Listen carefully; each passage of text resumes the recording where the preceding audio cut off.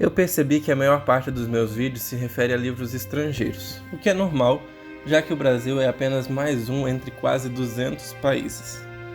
Por isso é lógico concluir que existem muitíssimos mais livros estrangeiros do que brasileiros, e não é estranho que eu fale mais dos de fora do que dos de dentro. Apesar disso, a literatura brasileira é minha favorita, e eu tenho que exaltá-la através de um dos meus livros favoritos da vida. Quase Memória é um quase romance. Nele, Carlos Heitor Coni reconta a história de seu pai de maneira brilhante, tocante e muito engraçada. Por isso, esse livro se encaixa no que chamamos de autoficção, uma ficção que tem como base fatos da própria vida do autor. No enredo, Coni recebe uma encomenda no bar de um hotel que costuma frequentar. Ao receber essa encomenda, ele se assusta porque o papel usado no embrulho, o jeito que o papel foi dobrado, o jeito que o embrulho foi amarrado, são iguais ao jeito que seu pai produzia encomendas semelhantes. Quando ele olha para a escrita que o define como destinatário, ele percebe que é a mesma letra de seu pai. A questão é que seu pai falecera há 10 anos. Ele então leva o envelope para o seu escritório e passa a analisá-lo tentando descobrir quem o enviou. A possibilidade de que a encomenda seja antiga é logo descartada. Tudo demonstra que aquilo for uma atividade recente. À medida que ele analisa cada detalhe do embrulho, Coni se lembra de como seu pai o realizava e acaba recordando histórias da vida do pai. Essas histórias cobrem uma boa parte do Brasil do século XX, recontando momentos com muito humor e, acima de tudo, com muita humanidade. Eu sei que tem muita gente que ama esse livro, como eu, mas já vi muitas resenhas negativas desse livro no Instagram. Eu consigo entender porque algumas pessoas não gostaram do livro, mas eu só posso hipotetizar. Eu acho que a maioria dos que não gostou ou não entendeu a proposta ou não se deixou levar por ela. Isso porque, atenção, já deve ter aviso de spoilers no começo do vídeo, mas vou repetir. Alerta de spoiler. O narrador desiste de descobrir quem enviou a encomenda.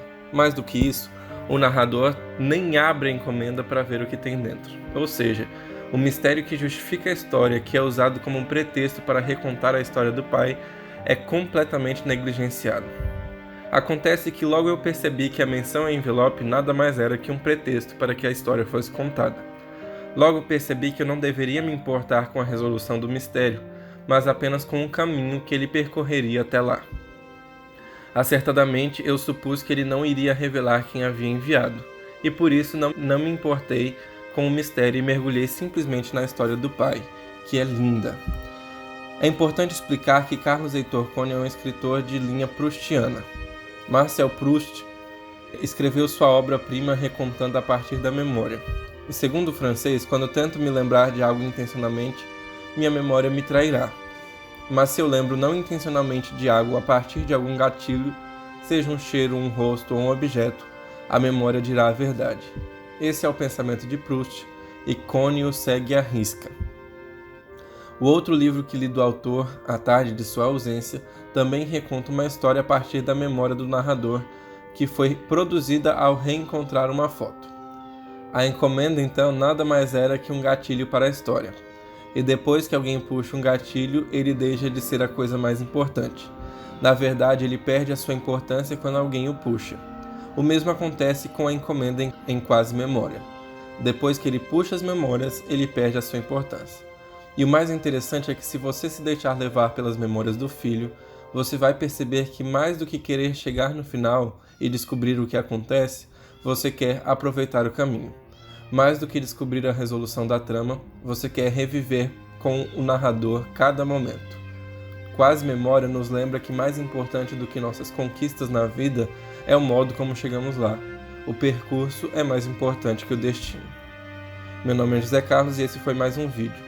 Se você tiver sugestões ou críticas, deixe nos comentários, por favor.